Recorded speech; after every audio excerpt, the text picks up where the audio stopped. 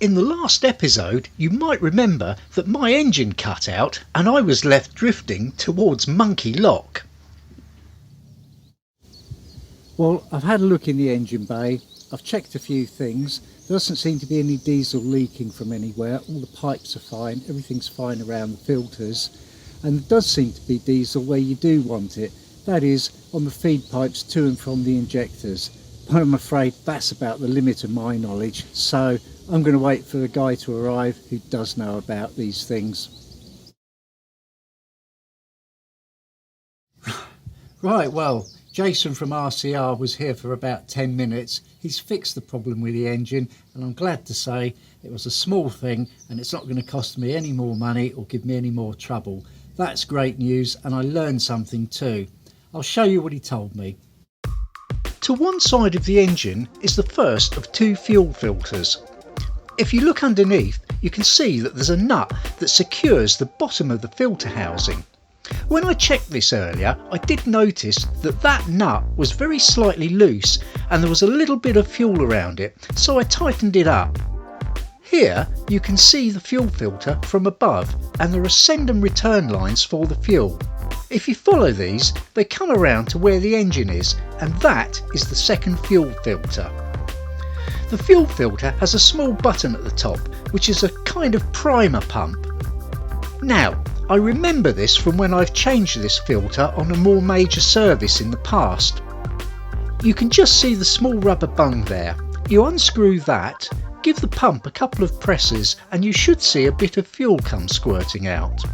That means that you should have gotten any air out of the low pressure side of the fuel system.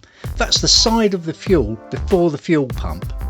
After this, the fuel line finds its way along past the dipstick and onto the fuel pump. Leaving the fuel pump, a short hose takes us to a nut, which is the first point on the high pressure side of the fuel line that you can undo or loosen in order to bleed the fuel through. You'll need to crank the engine so that the pump operates. The high pressure fuel line then goes around and on to the first of the injectors. The next place to bleed the fuel is at the injectors themselves. The small black rubber pipe clips onto the first one, and you undo the nut, the blue nut in my case, on the top of the injector. Don't undo the nut all the way, but just enough so that when you turn the engine over you can see a little bit of fuel escaping. Then retighten when you're happy.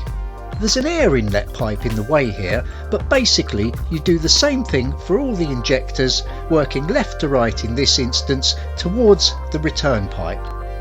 Once you've completed that, it should just be a question of cranking the engine a bit before it fires into life, and that's what Jason from RCR did. So just to recap, if your engine conks out and won't go again, you could have fuel in the system. The system comprises of two separate sections. There's the low pressure side, which is the pipes leading from the tank to the first filter, and then from the first filter onto the second filter. You then go from that filter to the pump. It's this low pressure side that is likely to suck air in if anything comes loose, as the retaining nut on the bottom plate of the first filter did in my case. Once the fuel lines leave the fuel pump itself, you're then under high pressure. That's not likely to cause any air to get sucked in, more likely to expel fuel and cause a leak. But that can work in our favour because we can undo all those little places, the nut I showed you and the nuts above each injector, just to bleed off, to allow a little bit of fuel to escape and take any air with it that might be trapped in those pipes. On the high pressure side, when we want the fuel to move, we need to turn the engine over.